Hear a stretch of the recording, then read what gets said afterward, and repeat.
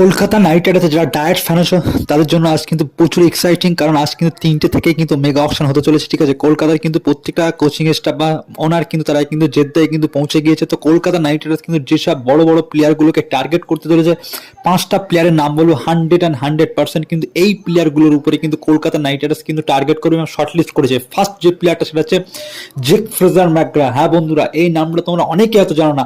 কাল কিন্তু রিপোর্ট হলো জেক ফ্রেজার ম্যাকগ্রার উপরে টার্গেট করবে কলকাতা। দ্বিতীয় যে প্লেয়ারটা সেটা হচ্ছে জস বাটলার, জস দা বস। কলকাতার টার্গেট লিস্টে নাম আছে, জস বাটলারকে টার্গেট করবে। নাম্বার 3 যে প্লেয়ারটাকে তারা বাইব্যাক করবে 100%, সেটা হচ্ছে ভেঙ্কাটেশ আয়ারকে কিন্তু কলকাতা নাইট রাইডার্স টার্গেট করে বাইব্যাক করবে এবং ক্যাপ্টেন্সিও করতে পারে কিন্তু ভেঙ্কাটেশ আয়ারকে। নাম্বার 4 যে প্লেয়ারটা সেটা হচ্ছে কলকাতা নাইট রাইডার্সের প্লেয়ার ফিল্ড সল্ট। জানি যে ফিল্ড সল্ট কেমন খেলছে, সে বিধ্বংসী প্লেয়ার। ফিল্ড সল্টকে কিন্তু টার্গেট করবে এবং বাইব্যাক করবে। 5 যে প্লেয়ারটার উপরে কলকাতা টার্গেট সেটা হচ্ছে উমরান মালিক। উমরান মালিক কিন্তু প্রচুর টার্গেট আছে কলকাতা।